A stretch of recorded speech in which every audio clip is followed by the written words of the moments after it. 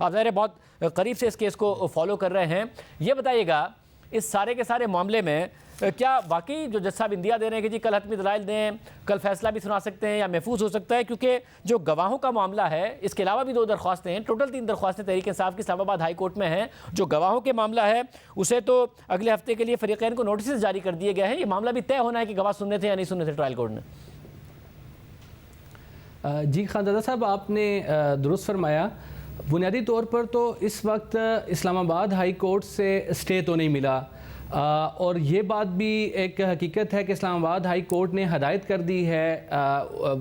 عمران خان صاحب کے وکلاء کو کہ جو مینٹینیبلٹی کا جو کوشچن ہے، جب آپ فائنل فیصلہ جج صاحب کر رہے ہیں، فائنل آرگومنٹس جب ہو رہے ہیں تو اسی آرگومنٹس میں آپ وہ اس کو ایڈریس کریں گے۔ اس کا مطلب یہ ہوتا ہے کہ اب جو جج صاحب نے جو پہلے فائنڈنگ دی تھی کہ یہ پٹیشن مینٹینیبل ہے، وہ آرڈر اس حد تک اپنی جگہ قائم نہیں ہے۔ اب دوبارہ جب جج صاحب سنیں گے تو فائنل فیصلہ کرتے وقت، لکھتے وقت، ججمنٹ لکھتے وقت وہ اس پر بھی دوبارہ سے اپنا فیصلہ تحریر کریں گے، کیونکہ عمران خان صاحب کے وکلاء کا موقف یہ تھا کہ ہمیں سنا نہیں گیا، تو اب انہیں سن کر یہ فیصلہ وہ کر دیں گے۔ تو اس لیے جو وہ چاہتے تھے کہ آرگومنٹس نہ ہو سکیں، وہ کام تو نہیں ہو سکا۔ لیکن جو آپ کا سوال ہے کہ اسلام آباد ہائی کورٹ میں ان کے گواہوں کی حد تک پٹیشن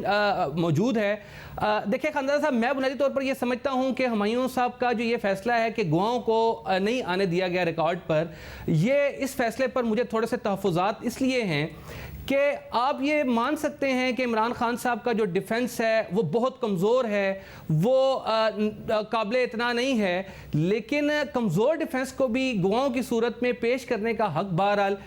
ملزم کا ہوتا ہے۔ اور جب پلی کو دیکھا جاتا ہے تو گواہوں کو پیش کرنے کے لیے تو ڈیفنس پلی کو دیکھا جاتا ہے۔ اب ڈیفنس پلی یہ ہے کہ میرے جو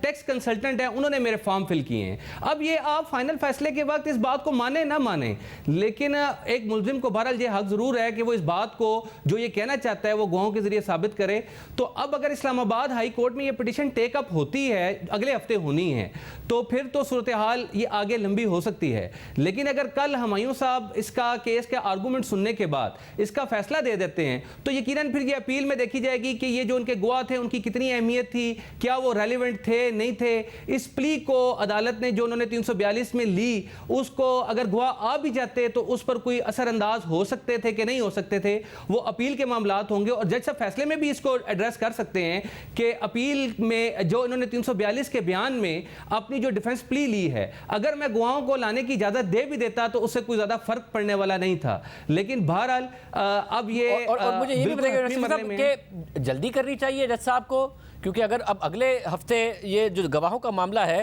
اس پر نوٹسز جاری ہوئے ہیں، یہ اسلام آباد ہائی کورٹ دیکھے گی۔ اگر اسلام آباد ہائی کورٹ فیصلے دیتی ہے کہ جی آپ گواہوں کو سنیں تو جو ڈیفنس کے وٹنسز ہیں اس کے بعد ہی فائنل آرگومنٹ ہوگا نا۔ کل اگر وہ فائنل آرگومنٹ لے کے فیصلہ محفوظ کر لیں تو کیا واپس ریورس میں جائیں گے، یا بہتر ہے کہ فیصلہ پھر انتظار کر لیں جج ہمایوں دلاور صاحب کے ہائی کورٹ کیا فیصلہ دیتی ہے اس حوالے سے؟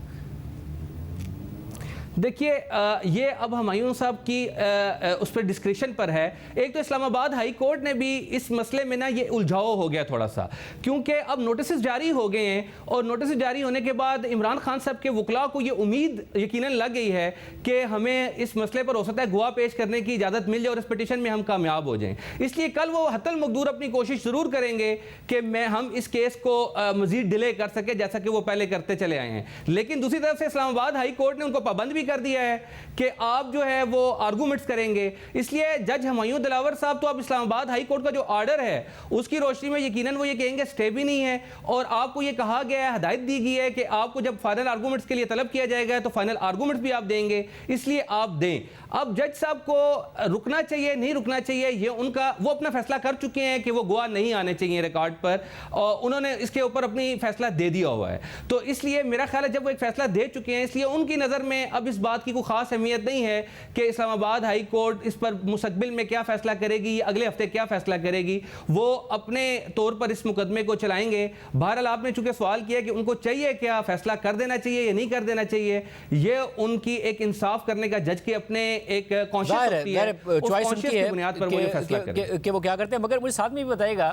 کہ جو ہے کہ جی یہ کوئی مجرمانہ کام کیا ہو یا فراڈ کیا ہو، اگر ایک شخص کہہ رہا ہے کہ میں نے ایف بی آر میں اپنے ریٹرنز میں ایک چیز دی ہے، اگر وہ مس ڈکلیریشن ہو گئی، جہاں تک اگر الیکشن کمیشن کی فارم بی کی بات ہے، اگر اس میں نہیں ڈکلیئر کیا گیا، ایف بی آر میں کیا ہے، تو پھر فراڈ تو نہ ہوا، کرپٹ پریکٹسز کا الزام کیسے لگا پھر؟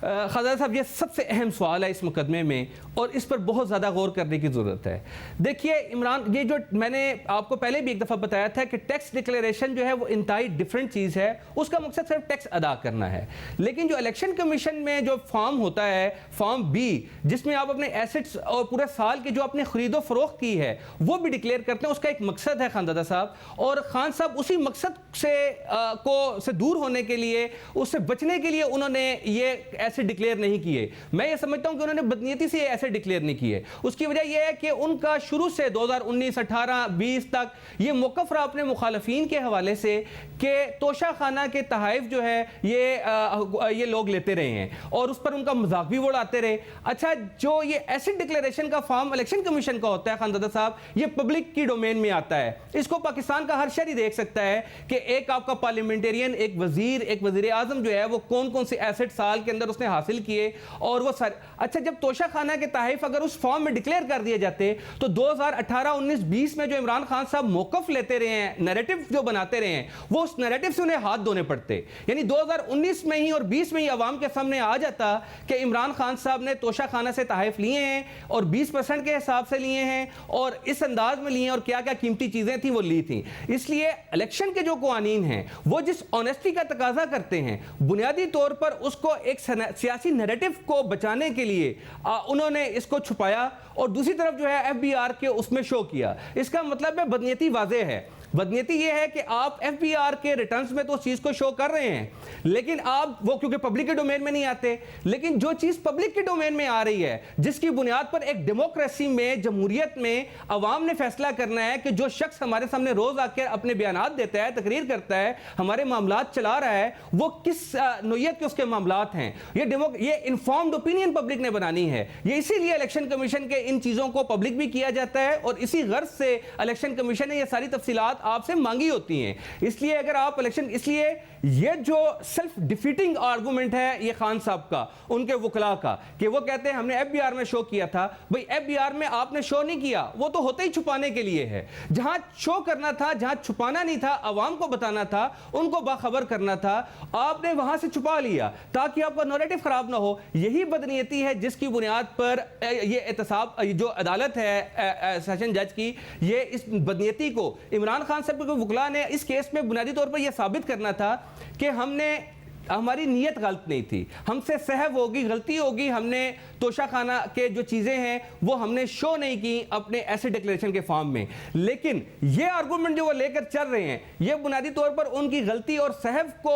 نہیں کلیئر کر رہا، بلکہ یہ بتا رہا ہے کہ یہ جان بوجھ کر یہ کام کیا گیا ہے. اور اگر دانستہ طور پر آپ نے الیکشن جو فارم بی ہے اس میں اگر آپ نے خرد برد کی ہے، چیزوں کو چھپایا ہے، ڈکلیئر نہیں کیا، تو یہی تو خاندان صاحب جرم ہے اور اسی کی تو سزا ہے. اس لیے آپ نے نیریٹو بچانے کے لیے 3 سال تک جو فائدہ حاصل کیا، اب اس نیریٹو کو جو آپ نے بنایا تھا، چونکہ وہ جھوٹ کی بنیاد پر کھڑا تھا، اب وہ معاملہ بالکل سامنے آ گیا قوم کے، تو اس کی بنیاد پر جو اس کے کنسیکوینسز ہوتے ہیں، جو اس کی سزا ہوتی ہے، یقیناً پھر اس کو بھی بھگتنے کے لیے تیار رہنا چاہیے. تو میری نظر میں یہ اس مقدمے میں جو بنیادی جوہری جو چیز ہے جس کا فیصلہ ہونا ہے وہ یہی ہے کہ عمران خان صاحب نے بدنیتی